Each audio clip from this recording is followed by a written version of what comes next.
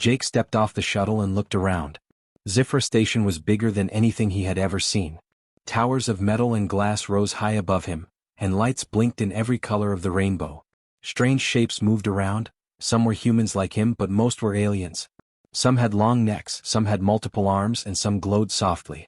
Jake took a deep breath. This was a new world and he had a job to do. He was a mechanic. Not a very famous one, just a human who loved to fix things. His job was simple: keep the station's machines working. But Zifra Station had a lot of machines and they were all complicated. Jake carried his toolbox carefully, feeling both nervous and excited. He had never worked among aliens before. The station smelled strange. There was the scent of metal and oil, mixed with something sweet he could not name. Alien children ran past him, laughing in high-pitched voices, carrying toys that looked nothing like Earth toys. Some rolled, some floated, and some even shimmered with colors. Jake smiled quietly to himself. You like toys? He reached his new workshop. It was small and dusty, tucked between two huge factories. The walls were covered in strange alien tools and broken parts. Jake opened the door and stepped inside. The place was quiet, except for the hum of a broken machine in the corner. Dust floated in the air and landed on his boots. He set down his toolbox and looked around. Then he noticed something. On the floor, under a pile of scraps, was a small toy. It was broken. Its tiny arms were bent, and its eyes did not shine. Jake bent down and picked it up. He turned it over in his hands. He did not know whose toy it was. He did not know what it was supposed to do. But something inside him said he should fix it. He cleaned the toy carefully. Then he tightened its screws and oiled its joints. He hummed a little tune as he worked, thinking about how it might move again. Slowly, carefully, he pressed a small button on the toy. Nothing happened at first. Then, with a little whir, the toy's eyes lit up and it started to move. Its tiny legs walked and its arms waved. Jake laughed quietly. "Well, look at that," he said. He heard a small gasp behind him. He turned and saw a little alien girl hiding behind a crate. Her eyes were wide. She had purple skin, two small horns on her head, and tiny wings on her back. She looked amazed. Jake smiled at her. "Did you lose this toy?" he asked. The girl nodded slowly, too surprised to speak. Jake handed the toy to her. She touched it carefully and her eyes lit up. Then she ran to another child, shouting something in a high musical language. Soon, a few more alien children appeared. They all stared at Jake and the toy. They did not speak much, but their eyes were full of wonder. Jake felt a strange warmth in his chest. He had not expected this. The children left quickly, taking the toy with them. But Jake could hear their laughter echoing in the workshop. He looked around. There were more toys under the scraps, more broken pieces lying around. His hands itched to fix them all. He picked up another toy, then another. Hours passed and Jake barely noticed. He was too busy smiling, too busy repairing. By the time he looked up, the sun outside had set, and the station was lit with soft artificial light. The workshop no longer felt dusty. It felt alive. Machines hummed, toys moved, and outside he could hear children laughing. He leaned against the table, tired but happy. He realized something. Fixing machines was his job. But fixing toys, fixing the small joys of these children, this was something else. Something better. The next morning, Jake woke early. He expected the workshop to be quiet, but it was not. Outside, on the platform, a group of alien children were waiting. They held broken toys in their hands and stared at him expectantly. Jake laughed softly. "All right," he said. "Let's see what we can do today." And so it began. Jake, a simple human mechanic, had no idea that his life was about to change. He had not expected to find friends here, not among aliens. He had not expected to feel a sense of family so far from Earth. But as he looked at the eager faces of the children, he felt a small spark of happiness. For the first time since arriving at Zifra Station, Jake felt at home. He did not know the adventures that awaited him. He did not know the bonds he would form or the surprises he would face. All he knew was that, for now, he had a purpose that went beyond machines. He was fixing broken things, yes, but he was also fixing smiles. And somewhere deep inside, Jake felt a quiet thought that made him smile. Maybe, just maybe, this human mechanic was going to matter here more than he had ever imagined. The next morning, Jake arrived at the workshop earlier than usual. The station was just waking up. Lights flickered on and strange creatures moved along the corridors. He carried his toolbox and a small box of spare parts he had brought from Earth. Today he thought he would see if he could fix more of the broken toys he had noticed yesterday. When he opened the workshop door, he saw them. The same little alien children from yesterday were waiting outside. Their eyes were bright and each one held a broken toy. One had a small floating robot that could not lift its wings. Another had a tiny creature with cracked legs. They stood quietly, but Jake could feel their anticipation. "Good morning," Jake said with a smile. "Looks like we have a lot of work today." The children smiled shyly. They did not speak much English and Jake did not understand their language, but somehow words were not needed. He knelt down and began inspecting the first toy, a small round robot with blinking lights. Its wheel was broken and one of its tiny arms hung loose. Jake worked carefully, tightening screws and replacing a small motor he found in his box. The children watched closely, fascinated by how his hands moved so quickly and carefully. When he pressed the robot's button, it whirred to life, spinning and waving its tiny arms. The children clapped their hands and laughed. Jake laughed too, feeling a warmth in his chest he had never felt before. One little boy, smaller than the others, stepped closer. He held a toy that looked very strange with long legs and tiny wings. Jake picked it up and examined it. It was the most broken toy he had seen so far. Parts were bent and one of its eyes was missing. "Don't worry," Jake said, even though he knew the boy could not understand. "I'll fix it." He worked slowly, carefully bending the legs back into place, attaching a new eye, and adjusting the wings so they would flap. The boy watched, wide-eyed, as the toy slowly moved again. When it finally sprang to life, the boy jumped up and down, squealing in delight. He hugged the toy tightly, then looked at Jake with shining eyes. More children ran up with their toys. Some had dolls that would not walk, some had small vehicles that could not roll. Jake smiled and fixed each one, feeling happier with every repair. He did not ask for payment. He did not want anything in return. Watching the children smile was enough. As the day went on, Jake noticed something strange. The children began to follow him around.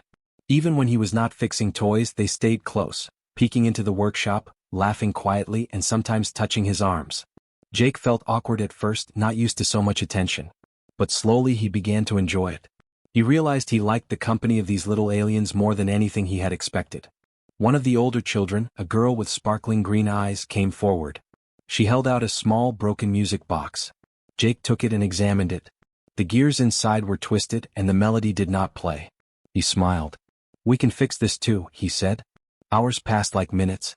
The children laughed, shouted, and sometimes argued over whose turn it was to watch Jake fix a toy. Jake fixed a floating robot, a small mechanical bird, and even a tiny creature that looked like a mix between a cat and a lizard. Every time a toy came back to life, the children's eyes sparkled with joy. By the afternoon, the workshop was full of toys that worked again. Jake leaned against his workbench, tired but happy. The children gathered around him, sitting on the floor, holding their newly fixed toys. For a moment, they all sat in silence, just looking at him. Jake felt a strange warmth in his heart. Then one of the children, the little boy with the strange winged toy, crawled over and touched Jake's hand. It was a small gesture, but Jake felt a connection. The children began to smile and laugh, making soft noises that sounded almost like words. He realized they were trying to communicate with him in their own way. "Do you like it?" Jake asked, smiling. The boy nodded quickly. The other children nodded too, and suddenly they all started hugging their toys and then looking at Jake. It was as if they were saying thank you in the only way they knew how. Jake laughed softly. He had never expected this. On Earth, fixing things was just a job. But here, on Zifra Station, fixing toys had brought him something he had never thought he would find. Friends. Real friends. Friends who cared about him even though he was human and they were not. The sun outside was setting, painting the station in soft colors. The children finally left, holding their toys tightly and waving goodbye. Jake cleaned up his workshop, thinking about the day. He realized he wanted to see them again tomorrow. He wanted to fix more toys. He wanted to be part of their small, strange world. As he locked the door and walked back to his quarters, Jake smiled quietly to himself. He had not expected friendship to come so easily. He had not expected to feel needed in a place so far from Earth. But for the first time since arriving on Zifra Station, Jake felt like he belonged. And deep down, he wondered quietly if this was only the beginning. The next morning, Jake woke up with a feeling of excitement he had never felt before. He quickly ate his breakfast and grabbed his toolbox. Today he thought he would work on the toys again. He did not know it, but today would change everything. When he reached the workshop, he saw a larger group of alien children waiting for him. Some were the same ones from before and some were new. Each child held a broken toy, looking at Jake with wide eyes, full of hope. Their small faces lit up when they saw him. Jake smiled and waved. "Good morning," he said. "Ready to fix some toys?" The children squealed in response. Jake laughed softly. He knelt down and picked up the first toy, a small creature with tiny glowing wings. His legs were bent and it could not stand. The child watched silently as Jake worked, his hands steady and careful. He fixed the toy, oiled the joints, and pressed the tiny button. The creature's wings glowed and flapped. The child gasped and hugged the toy tightly. Jake smiled. He loved seeing the joy on their faces. One boy, smaller than the others, brought a very strange toy. It was broken badly, with pieces that seemed impossible to repair. Jake frowned, examining it. This will take some time, he said. The boy nodded, his eyes fixed on Jake's hands as they moved. Hours passed. Toys moved again. Children laughed and clapped. Jake's heart felt warm and full. He had never felt anything like it. These small beings, so different from humans, trusted him. They followed him everywhere, watched him carefully, and waited quietly while he worked. Then it happened. The little boy with the strange toy looked up at Jake with a serious expression. He took a small, soft cloth from his pocket and held it out to Jake. Jake took it, confused. The boy pointed at him and then at himself, making a small gesture with his hands. Jake tilted his head. He did not understand. The boy smiled shyly and said a small word in his alien language. It was soft, musical, almost like a song. The other children watched him quietly, waiting. Suddenly, the realization hit Jake. The boy was calling him something. Something important. The other children repeated the words softly, one by one, until the sound filled the workshop. Dad. Jake froze. His heart skipped a beat. Dad? He asked, laughing nervously. The children nodded and smiled. They did not speak much, but their eyes said everything. They trusted him. They wanted him. They needed him. For a moment, Jake felt overwhelmed. He had never thought of himself as a father. He had never thought of being close to children in this way. But as he looked at their shining eyes, their small hands holding broken toys, he felt something he had never felt before, belonging. He knelt down slowly and opened his arms. The children rushed forward, hugging him tightly. Their small bodies pressed against his, and Jake laughed softly, feeling tears threaten to fall. The warmth of their tiny bodies, their trust, their happiness, it was more than he had ever imagined. One of the girls, the one with sparkling green eyes, climbed onto his knee. Dad? She whispered again. Jake held her gently, smiling. Another child pressed a toy into his hands. Fix it, Dad, he said in a small musical voice. Jake chuckled. He spent the rest of the day repairing toys, but it was different now. It was not just about fixing machines or toys. It was about these children, these small beings who had chosen him as someone important in their lives. He felt responsible for them. He felt proud. He felt happy. The alien parents began to notice. Some of them watched from a distance, confused at first. Why were these children following a human? Why did they trust him so much? But as the day passed, even the parents began to smile quietly. They could see the bond, the care, and the kindness. Jake did not need to speak their language to understand. He saw it in their eyes. He heard it in their laughter. He felt it in the gentle way the children touched him and pressed their toys into his hands. He had never imagined a human could matter so much to aliens. Yet here he was. As the sun set on Zifra Station, the children finally left the workshop, holding their repaired toys tightly. But they did not leave completely. They waved, called softly, and promised to come back. Jake watched them go, feeling a strange mix of exhaustion and joy. He sat on a small bench, looking at the toys he had repaired. Each one was more than a machine. Each one was a connection, a bond, a small piece of a family he had never expected to have. He thought about the word the children had used, Dad. It felt strange at first, but now it felt right. Jake smiled quietly to himself. He had come to Zifra Station to fix machines. He had come to work as a mechanic. But here, among alien children with broken toys and shining eyes, he had found something else. Something he had never looked for but now could not imagine living without. And as he locked the workshop door that night, he whispered softly to himself, maybe, this is where I belong.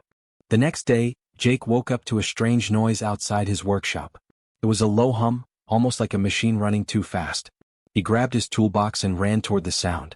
When he reached the workshop door, he saw the children running toward him, their faces full of fear. Dad! Dad!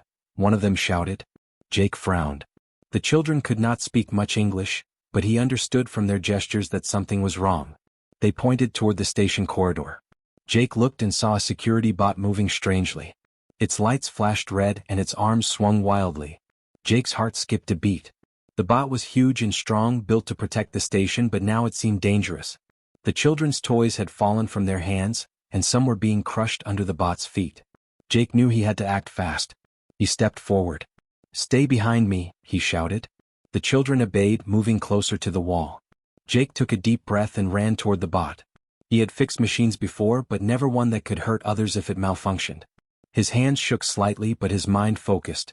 He examined the bot carefully. Its circuits were sparking and a small gear inside was broken. He could see that if he did not fix it, the bot could destroy more toys, or worse, hurt someone. He reached into his toolbox, pulling out wires, screws, and small tools. "Okay," he muttered to himself. "You can do this." Jake climbed onto the bot's side, careful not to touch the swinging arms. The children watched quietly, holding their breath. They knew he was their only hope. Jake opened the bot's access panel and started working. Sparks flew and the machine shook, but he held on. Minutes passed and sweat dripped from his forehead. He replaced the broken gear, adjusted the circuits, and carefully reconnected the wires. The bot's movements became slower and less erratic. Jake pressed a small button to test it. The bot stopped, then turned its glowing eyes toward him calmly. The children gasped and cheered softly. Jake laughed, though his hands were covered in grease and his clothes were torn. He climbed down carefully and wiped his hands. The bot now stood quietly, ready to serve its purpose again. One of the alien parents appeared at the doorway, their eyes wide. They had seen everything. The parents' expression softened as they looked at Jake. He had risked himself to save the children and their toys. He had acted without fear, without thinking about himself. He had acted like a true protector. The children ran to Jake, hugging his legs tightly. One little girl climbed onto his shoulders, holding her repaired toy close. Jake smiled, feeling a warmth in his chest that grew stronger with every hug. He had not only fixed machines today, he had protected lives. He had earned the trust of these small beings in a way no words could explain. The parents stepped forward slowly. In their own alien language they spoke, pointing at Jake and then at the children. Jake did not understand every word, but the meaning was clear. They were thanking him, praising him, recognizing him as someone important to the children. Jake felt his eyes grow wet. He had come to Ziffer Station just to fix machines, but now he realized something bigger. He was part of something more. The children did not just want him to fix toys. They wanted him to care for them, to protect them, to be there when they needed someone. After the bot was fully repaired and returned to its normal routine, Jake sat down on a bench. The children gathered around him, holding their toys close and smiling shyly. One little boy placed a hand on Jake's arm, looking up at him. Jake smiled and patted his head gently. The day slowly turned to evening, and the children left reluctantly, waving goodbye. Jake cleaned his tools quietly, thinking about everything that had happened. He realized that being a mechanic was more than just fixing broken things. It was about helping, protecting, and caring. And sometimes the things you fix are not machines, they are lives, trust, and hearts. For the first time, Jake understood what the children had called him, Dad. It was more than a word. It was a role, a responsibility, a bond. He did not take it lightly. He wanted to be there for them, to guide them, to protect them just like a father would. As he locked the workshop door that night, Jake looked at the stars above Ziffer Station. He had come to fix machines, but he had found something far greater. He had found a family, even if it was made of beings from another world. And deep inside, Jake smiled quietly. He knew that more challenges would come. Machines would break. The station might be dangerous. But he also knew one thing. He would face them all, not just as a mechanic, but as someone who mattered to these children. Someone they trusted. Someone they called Dad. Jake walked to his quarters, tired but happy. He knew the next day would bring more toys, more laughter, and maybe even more surprises. But he was ready. For the first time he felt like he belonged, not just on Ziffer Station, but in the hearts of the children he had come to love. The next morning, Jake woke to soft alien laughter outside his workshop. The children were already there, holding broken toys in their hands. Some had dolls with cracked arms, others had tiny robots that would not move. They waved at him, their small faces bright with hope. Jake smiled. He had never seen mornings so full of joy. He grabbed his toolbox and opened the workshop. "Good morning," he said, waving. The children squealed and ran inside. Today was not just about fixing toys. Today Jake felt it was about being with them. He picked up the first toy, a small floating creature with delicate wings. The wings were torn and the creature could not fly. Jake worked carefully, repairing the gears and oiling the tiny joints. The children watched him, their eyes wide with admiration. When the toy finally lifted into the air and hovered, the children clapped and laughed. Jake laughed too, feeling warmth spread through his chest. More children arrived throughout the day, bringing broken toys and watching him work. Jake fixed each one, not for payment, not for recognition, but for the joy of seeing their faces light up. The workshop became full of life. Machines whirred, toys moved, and laughter filled the air. At one point, a group of alien parents entered. At first they looked wary. They had seen Jake work and play with their children, but they were unsure of a human's place in their world. One of them stepped forward slowly, watching the children hug Jake and show him their toys. Jake noticed their hesitation and smiled. He held up a repaired toy and handed it to one of the children. The child's eyes shone, and the parent's face softened. Slowly, the other parents watched as Jake interacted with the children, his hands gentle, his attention full, his heart clearly caring. By mid-afternoon, something extraordinary happened. The children, one by one, gathered around Jake. They hugged him, held his hands, and pressed their repaired toys against his chest. In their soft, musical language, they called him once again, softly but clearly, Dad. Jake's heart skipped a beat. He knelt down, opening his arms wide. The children rushed in, climbing onto his knees, wrapping their small arms around him. Jake laughed softly, a sound full of happiness and awe. He had never imagined he could feel such a strong bond with anyone, especially being so different from humans. One of the parents approached and spoke in the alien language. Jake did not understand the words fully, but the tone was clear: approval, gratitude, and respect. The parent gestured to the children and then to Jake. Jake smiled and nodded. He did not need to understand every word. The meaning was clear. He was accepted. The day went on, and Jake continued to repair toys while the children played around him. They laughed, they shouted, they sang in their soft musical voices. The workshop, once quiet and dusty, now felt alive. It felt warm. It felt like a home. As evening approached, the children began to leave reluctantly. They held their toys tightly, waving goodbye, calling softly for Jake to follow them. Jake knelt down and waved back. "I'll see you tomorrow," he said. The children's faces lit up with joy. After the children left, Jake cleaned the workshop quietly, thinking about everything that had happened. He had come to Zifra Station to fix machines, to work as a simple mechanic. But now he realized he had found something far more important. He had found trust, friendship, and family. The stars outside the station shone brightly, reflecting in the windows of his workshop. Jake looked at them and smiled. He felt a deep sense of belonging. He had never expected that a human could matter so much to alien children. He had never expected that kindness and care could build such a strong bond across worlds.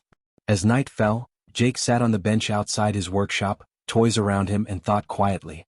He realized that being a dad to these children was not about biology or origin. It was about love, protection, and presence.